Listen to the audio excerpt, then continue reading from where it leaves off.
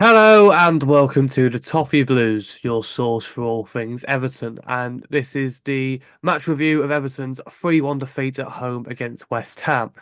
And as I read that scoreline out, I still can't quite believe that that was the scoreline of the weekend's match. It, I don't think I'm saying anything controversial when I say that I think we did enough, more than enough, to not only win the game, like never mind get something out of it. Uh, I thought.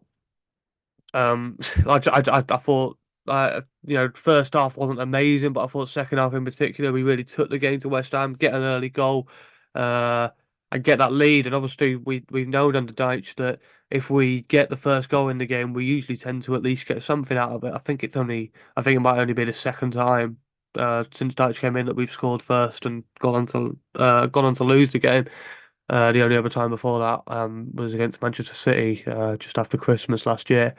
So I say it was a very frustrating game. Obviously, especially towards the end, once it became apparent they were going to nick a game that I thought they were very lucky to get 3 points out of. I don't think most West Ham fans would even really dispute that. To be honest, a lot of them saying vintage Moyes or whatever, and obviously Moyes isn't the most popular character over there at the moment, but that's a different matter entirely, really. But yeah, like I say, a really frustrating match, but and there's obviously a lot of anger circling around that side, and a lot of people saying that something needs to change, and of course, uh, the first port of call when it comes to changes, or it almost seems to land at the feet of the manager, and there's going to be a lot of people that are fed up of hearing this idea, but I just don't understand how anyone can watch that game and blame it all on the manager. I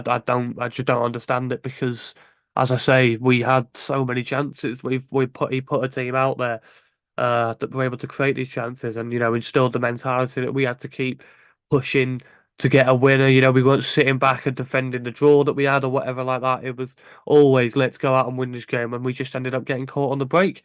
And before that, West Ham had threatened a few times on the break, and we've managed to deal with it or whatever. And then it's just one of them where uh, it lands at Suchek's feet, and it's a fantastic finish. And then as we go all out trying to at least salvage something from the game, they catch us on the break again. We've seen it so many times this season, and it's so frustrating. But I don't know. For me, it's just like I know it's been so long since we got a win in the league. Now obviously the stats been going around that it's what is it? It's our worst winless run in the league since the Mike Walker season. Long before I was born.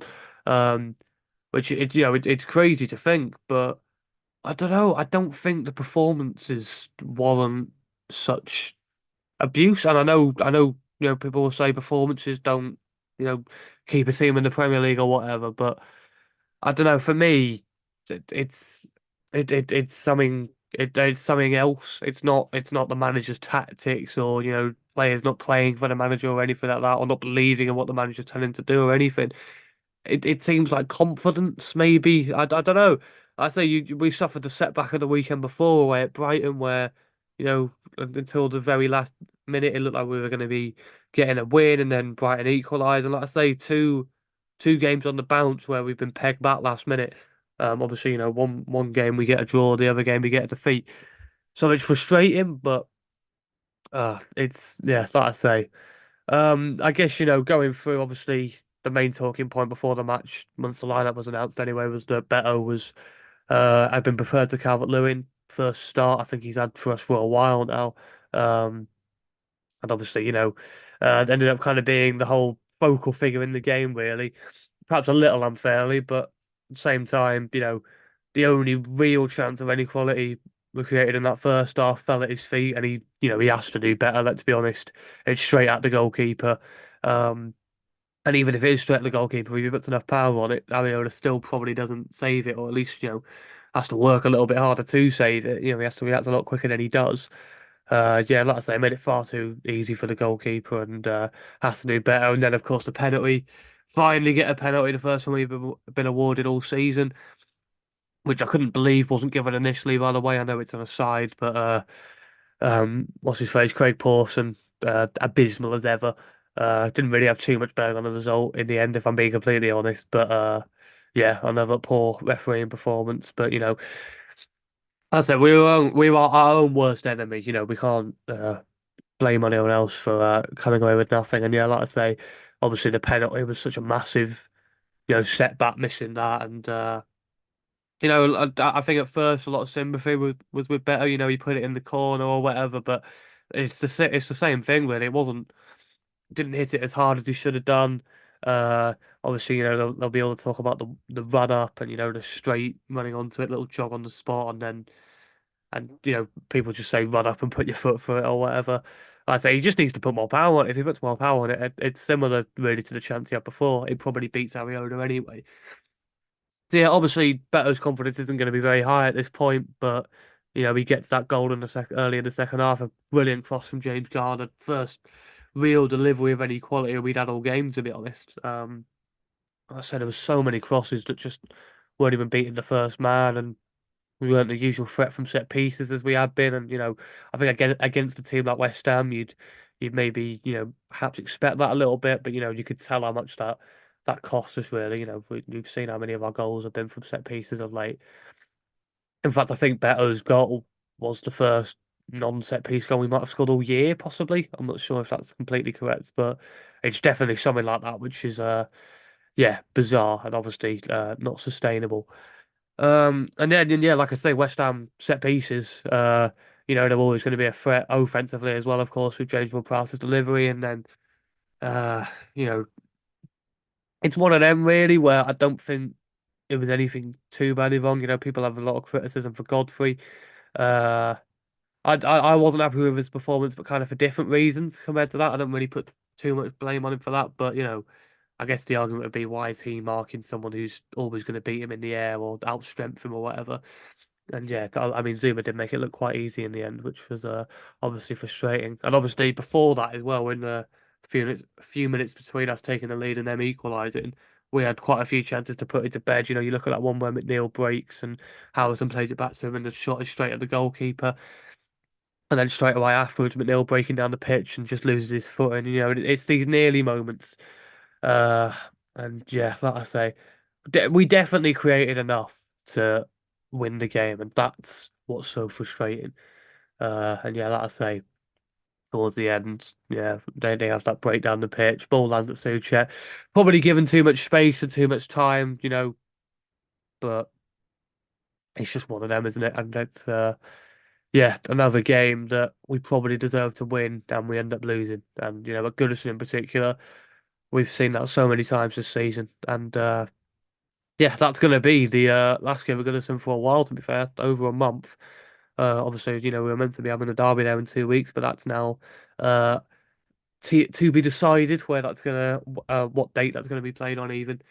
And yeah, like I say, that was probably, West Ham were having a good season, but that was another game that we should have won, and it does seem like a missed opportunity in hindsight. And obviously going away to Manchester United next week, a ground that few teams even now, obviously some teams every now and then manage to shock them. You look at Fulham the other week, but it's a ground that we don't ever really seem to get anything from. So yeah, that's probably not going to be the most positive result. And then it really starts to get into the into crunch time, and we have that run in. And obviously, like I say about that Liverpool game being rescheduled, if that's going to be towards the end of the season, you look at Arsenal on the final day, and there's a possibility that Liverpool's going to be in the week leading up to that.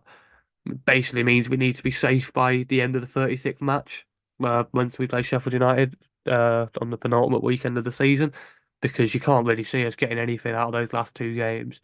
And if we end up in a situation where we need to get something in the derby, that's going to be a nasty atmosphere indeed. But obviously, that's still quite a bit away. And like I say, it is still completely in our own hands. I'm gonna put it out there and say I'm still not as worried at this point in the season as I have been in the last two. And some people might get at me about that, but I don't know. I'm still seeing quite a bit on the pitch to suggest that it just needs a little something to turn things around and to set us on another run again, like we saw in December. And we basically only need one more of them, and then we're safe, pretty much. So, yeah, I still have full confidence in the management, and hopefully enough confidence in his players to get us over the line. Uh, and yeah, I think that basically about covers it really. I guess individual performance wise, I'd probably say our man of the match was maybe Decore. I haven't seen a lot of people saying him, but I thought, I think he was, back to his best. Obviously he had that long injury out. And in the first few games back, he's maybe not quite been fully fit and fully, on it like he had been before. But I thought that was the real Decore that we saw on Saturday, and hopefully he can start to have more of an impact again in the next few games. And then similarly, I touched on Godfrey being at right back. Um, it's just not for me. I think I'm surprised. You got Coleman, Patterson, and Young on the bench now, all in my opinion preferable options to Godfrey at right back. Fair enough if we're playing five at the back. I think Godfrey fits in there quite well. And I think he's a good defender back to the wall, but when we're going forward, he just offers nothing and it leaves us too flat on the wings. Mikalenko's not the most natural fullback himself either. Gets by because that is his natural position, but Godfrey just looks out of place and you have Harrison tucking in and that, and we just don't have enough width. And with it Neil tucking in on the left, there's just no width at all. And with Calvert-Lewin and Beto in the middle, we need to be getting in more quality crosses, and we are a lot more.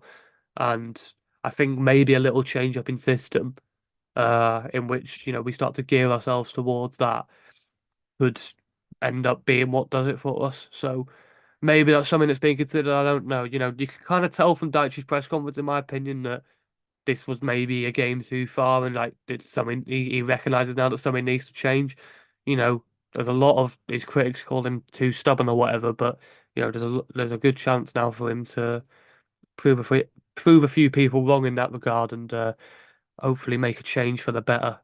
But yeah, I think that basically sums up my thoughts there. So yeah, please leave a like if you enjoyed. Comment below giving your thoughts on the match, and please subscribe to the Toffee Blues channel for more Everton content. And we will see you in the next video. Cheers.